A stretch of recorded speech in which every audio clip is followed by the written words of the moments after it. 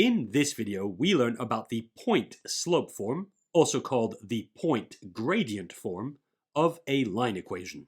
And in doing so, we'll also be seeing how to convert it to both the slope-intercept form as well as the standard or general form of a line equation. And to do that, we're going to be working through two examples, the first of which I've already written down here, and I'll be writing down the second example when we get there, for which I'll also be using the graph paper you can see on the side of the screen here. But before working through the two examples I've made, let me point out what I've boxed in the upper left-hand corner of the screen here, which I like to think of as a flashcard for the point slope form. And so if I read this out, the equation of a line with gradient or slope m passing through a point with coordinates x1, y1, or x sub 1 and y sub 1 can be written y minus y1, which equals to m times, in parentheses, x minus x1. And put simply, when it comes to the point slope form or point gradient form, this is the formula we need to know. And with that formula in mind, let's get started with this first example in which we need to find the point slope form of the line with gradient 2, which passes through the point with coordinates 5, 4. And let me quickly just write SOL here for solution. And now we can get started. Since we're told that the line's gradient is 2, and we could have also said that the slope is 2, we can state without thinking that m, the line's gradient, is equal to 2. Furthermore, since this line passes through the point with coordinates 5, 4, and in fact I'll copy those coordinates, 5, 4, we can think of this x-coordinate 5 as being the x1 that's referred to up in this box. So 5 here, that would be the x1 or x sub 1, and the y-coordinate of that point, this 4, well, that would be the y1 or y sub 1. And so I'll just write that as well. 4 would be y1. And so with this information in mind, we can go ahead and write this line's equation in point slope form using the formula that's boxed in red here. Indeed, we can now state that this line's equation is y minus y1, so that would be 4, so that's y minus 4, is equal to m, which is 2, so I write a 2 here, times, in parentheses, x minus x1, so that will be x minus 5. And so I'll just write that x minus 5 in parentheses, which I close right here. And we're done. That's the point slope form of this line's equation. And in fact, I'll write that next to it. That's the point slope form. And I say point slope, but some also call it the point gradient. Point gradient form, and I'll just say of the line. And there we go. That's all there is to it. Now, one of the things that's convenient about the point slope form of a line equation is how easy it is to get from this to both the slope-intercept form, or gradient-intercept form, as well as the standard form, or general form of the line equation. So much so, in fact, that that's often thought of as the main purpose of the point slope form of a line equation. That is, to serve as a stepping stone to get to either the slope-intercept form or the standard form of a line equation. So let's go ahead and do that right here. Say I want to write this line's equation in its slope-intercept form. Well, as we just did here, I'd start by writing it in point slope form, so that we have the result we have boxed in red here. Then, to write this line's equation in its slope-intercept form, and I'll just write that, slope-intercept form, there we go. All I'd have to do is distribute this 2 across this pair of parentheses, and rearrange what I have to make y the subject. Here's what I mean. Starting from y minus 4 equals to 2 times x minus 5, distributing this 2 across this pair of parentheses leads to y minus 4 equals to 2 times x, so that's 2x, minus 2 times 5, which is 10. And now remembering that in slope-intercept form, y is the subject of the line equation, I'll get rid of this 4 that's being subtracted from the left-hand side by adding 4 to both sides of this equation. And in doing so, we obtain y equals to 2x minus 10 plus 4. And since negative 10 plus 4 equals to negative 6, the line's equation in slope-intercept form is y equals to 2x minus 6. And we're done. we now have this line's equation in its slope-intercept form. And in fact, I'll connect that result to the title here. There we go, that's a slope-intercept form, which is right here. Similarly, let's say we had been asked to find this line's equation in its standard form, or general form. Well, again, I would have started by finding this line's equation in point-slope form, which is what we boxed in red here, and then starting from that, I could write it in its standard form in the following way, and I'll just write standard form. And this time I'll box it in blue, like so.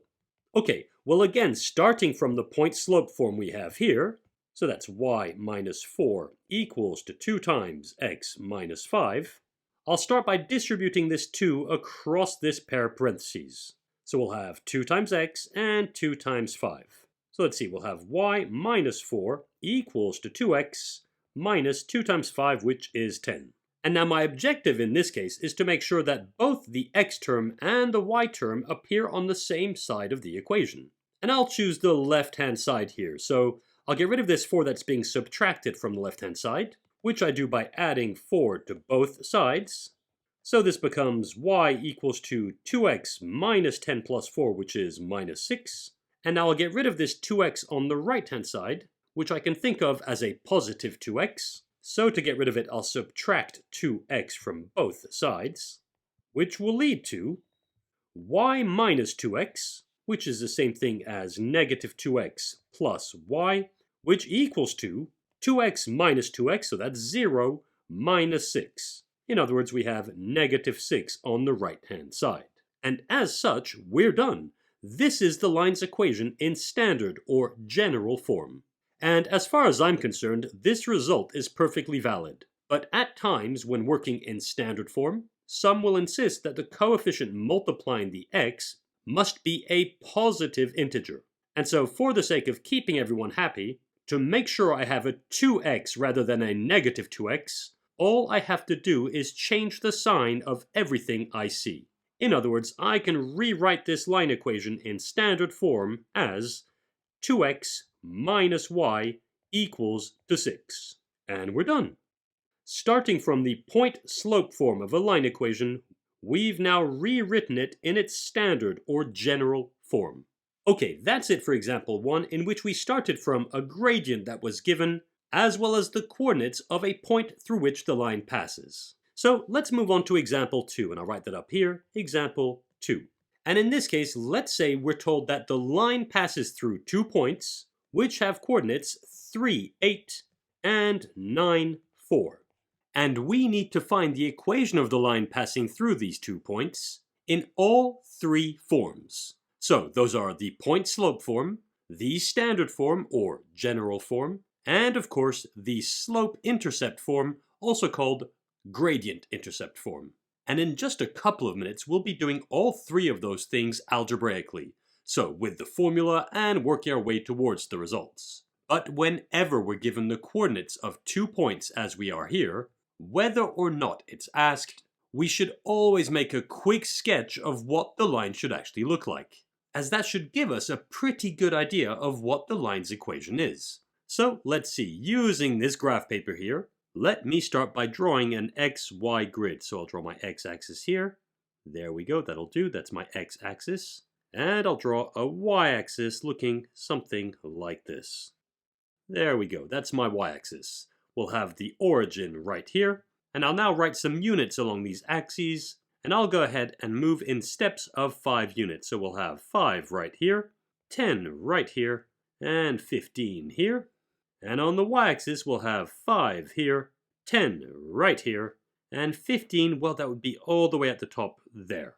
Next, I'll plot these 2 points. So we have the point 3, 8, which would be right here. And in fact, I'll write the coordinates. That's the point with coordinates 3, 8. And we have the point 9, 4, which would be right here. There we go. That's the point with coordinates 9, 4.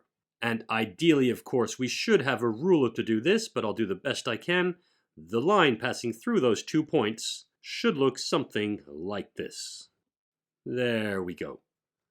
Okay, now here's why I would strongly recommend you always make a sketch like the one I've just done here when you need to find the equation of a line. Looking at this line, we quickly see that as we go from left to right, the line is going downwards. And immediately, that tells us that the gradient, or the slope, m, must be negative. So if ever in our working we were to find a positive gradient, then we must have done something wrong, and we should go back and check our work. Also, looking at the sketch we made here, although it hasn't been done with a ruler, it seems safe to say that this line's y-intercept is 10. And if ever it's not 10, we should definitely be finding something close enough to 10.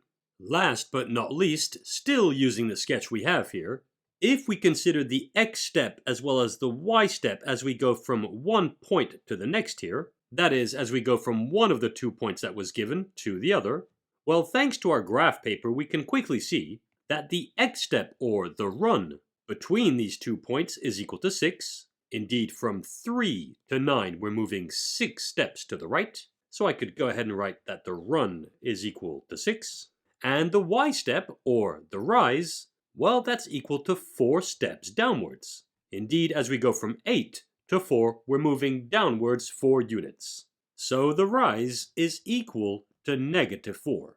Consequently, the gradient, or slope, m, which remember is equal to the rise over the run, should be equal to -4 over 6. And -4 over 6 can be simplified to -2/3, so simply from using our sketch we can already tell that the gradient m should equal to -2/3. And in fact I could even go ahead and box that result. And so provided our sketch is accurate enough, we could already say that the slope-intercept form, or gradient-intercept form, should be y equals to -2/3 times x plus 10, where -2/3 is the slope, which should definitely be -2/3, and the 10 we have here, well, that's the y-intercept we see here. And so provided our sketch is accurate enough for us to comfortably say that the y-intercept is 10, then the line equation we just boxed should definitely be what we find when looking for the slope-intercept form. All that being said though, we need to confirm that algebraically. Let's go back to our 2 points here and see how that's done. But let me quickly reduce the size of this sketch and I'll put it in the upper right hand corner, right here. And I'll draw a line to separate this second example from the first one, like so. Okay, so let's start by finding the point-slope form of this line equation, as once we have the point-slope form, as we've seen in example 1, we'll quickly be able to figure out what the standard form is, as well as what the slope-intercept form is. So let's go ahead. I'll quickly write point-slope form here. There we go. Now the first thing we should do here is find this line's gradient, or its slope. And for that, we're going to be using the following formula. m equals to y2 minus y1 over x2 minus x1. That's the slope or gradient formula of a line passing through 2 points, where the coordinates x1, y1 are the x and y coordinates of one point, and the coordinates x2, y2 are the x and y coordinates of another point the line passes through. Now looking at the 2 points we have here, it doesn't matter which one we call x1, y1 and which one we call x2, y2, but I'll go ahead and say that the point with coordinates 3, 8 corresponds to x1 and y1, and the point with coordinates 9, 4, well, that will correspond to x2, y2. So using these coordinates alongside this formula, we can state that this line's gradient is m, which equals to y2 minus y1, so that will be 4 minus 8. Let me quickly write that. That's 4 minus 8 over x2 minus x1, which will be 9 minus 3. And so I'll write that as well, 9 minus 3. I carry on. 4 minus 8 is equal to -4, and that's over 9 minus 3, which is 6. And as we had mentioned previously on our sketch, -4 over 6 can be simplified. Indeed, 4 and 6 have a common factor of 2, and in fact I could even write this as -2 times 2 over 2 times 3. We can then cross out a common factor of 2, which leaves us with m equals to -2 over 3, or -2/3. And that's this line's gradient. Done. And now that we have the gradient, or the slope, all we have to do is use either one of the 2 points we were given It doesn't matter which one, as well as the formula we boxed in red for the point-slope form to find this line's equation. And so let's see, I'll go ahead and choose the point with coordinates 3, 8. Again, let me insist, I could choose the point with coordinates 9, 4 if I wanted to, but using this point, I'll go ahead and write with the gradient m, which is equal to negative 2 over 3, and the point with coordinates 3, 8, this line's equation can be written in point-slope form as y minus the y-coordinate of the point, so that's 8. So we have y minus 8 equals to negative 2/3, or negative 2 over 3, times, in parentheses, x minus the x-coordinate of the point, so that's 3. So that's x minus 3, and I close those parentheses. And that's the point-slope form of the line's equation. And in fact, I'll even write that. That's the point-slope form. Done. Okay, now that we have the point-slope form, let's find this line's equation in its standard form, or its general form. And so I'll go ahead and write standard form here. There we go. And so to find this line's equation in standard form, initially I would have found the point-slope form no matter what. So my first bit of working would be identical to everything we've done so far. And so copying the point-slope form of the line's equation, so that's y minus 8, which equals to negative 2 over 3 times x minus 3. To get this line equation in its standard form, the first thing I'll do here is get rid of this 3 that's on the denominator. And since this 3 is dividing the 2 that's on the numerator, to get rid of it, I'll multiply both sides of this equation by 3. And in fact, I'll write that. I'll multiply the right-hand side by 3, and I'll multiply the left-hand side by 3 as well. And that leads us to 3 times, in parentheses, y minus 8, which equals to 3 times the right-hand side. But since 3 times negative 2/3 is just equal to negative 2, the right-hand side turns into negative 2 times, in parentheses, x minus 3. And just like that, we've now gotten rid of that fraction. I carry on, and on the left-hand side here, I'll distribute this 3 across this pair of parentheses. So that will be 3 times y, which is 3y, minus 3 times 8, which is 24. So we have 3y minus 24 on the left-hand side. And on the right-hand side, rather than trying to distribute this negative 2 across the pair of parentheses, what I like to do to avoid sign errors is start just by distributing this 2 inside that pair of parentheses. Here's what I mean. I'll go ahead and say that this is equal to negative, or the opposite of, in parentheses, 2 times x, which is 2x, minus 2 times 3, which is 6. And I close those parentheses. Now that that's done, to open up this pair of parentheses, since I'm considering the opposite of everything that's inside them, all I have to do is change the sign of everything I see. In other words, the right-hand side will become negative 2x plus 6. Now remembering that in standard form, the x term and the y term appear on the same side of the equation, and anything without an x or a y appears on the other side of the equation, I'll get rid of this 24 that's being subtracted from the left-hand side, and I'll do so by adding 24 to both sides of this equation. So on the left-hand side, we have 3y minus 24 plus 24, which just leaves us with 3y. And on the right-hand side, we have negative 2x plus 6 plus 24. So that's negative 2x plus 30. Next, this negative 2x can be thought of as being subtracted from the right-hand side. And so to get rid of it, I add 2x, and I do so on both sides of the equation. And so finally, on the left-hand side, we have 3y plus 2x, which is the same thing as 2x plus 3y. And on the right-hand side, we have negative 2x plus 2x, which is 0, plus 30. And so the right-hand side is just equal to 30. And we're done. We now have this line's equation in standard form.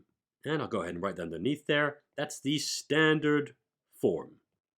And last but not least, we'll go ahead and find this line's equation in its slope-intercept form. Slope-intercept form. There we go. And for that, once more, we start from the point-slope form. So I'll quickly copy that again. That's y minus 8 equals to negative 2/3 of x minus 3. Okay, well, to get from this point slope form to the slope-intercept form, I'll start by distributing this negative 2/3 across this pair of parentheses. But just as I did for this negative 2 that was multiplying x minus 3 here, to avoid making a sign error, I'll start by distributing this 2/3 without the negative sign inside this pair of parentheses. So let's see, we'll have y minus 8, which equals to negative, or the opposite of, in parentheses, 2/3 times x, so that's 2/3 of x, minus 2/3 times 3. And 2/3 times 3, well, that's just equal to 2. And I close those parentheses. And now to open up this pair of parentheses, I use the fact that this negative sign in front of all of this means that we're dealing with the opposite of everything that's inside this pair of parentheses. In other words, I can open up this pair of parentheses simply by changing the sign of everything I see here. And so that will become, we'll have y minus 8 on the left-hand side, which equals to negative 2/3 times x plus 2. Finally, to reach the slope-intercept form, I'll get rid of this 8 that's being subtracted from the left-hand side, and I do so by adding 8 to both sides of this equation. And so on the left-hand side, we'll just be left with y, and that's equal to negative 2/3 of x plus 2 plus 8. So that's plus 10. And we're done. We now have this line's equation in its slope-intercept form. And I'll go ahead and write that underneath here. That's the slope-intercept form. Again, you may well be used to calling this the gradient-intercept form, which is perfectly valid as well. Notice that the slope-intercept form we just found matches what we had found earlier on our sketch. Although it may be a bit faint to read now, we had definitely written y equals to negative 2/3 times x plus 10. And so if you were writing this result in a test or an exam, the fact that you had confirmation of this result from your sketch would allow you to walk away from that exam room knowing that you got the right answer. All that being said, we're done. We now know what the point-slope form of a line equation looks like. Indeed, we found two line equations, one right here and another one right here. And we've also seen how we can easily get from the point-slope form to write a line's equation in both its standard form, which is also known as its general form, as well as its slope-intercept form, also called the gradient-intercept form. And so hopefully we're walking away from this video with a solid understanding of those three forms of the line equation. And now, all that being said and done, that's it for this tutorial.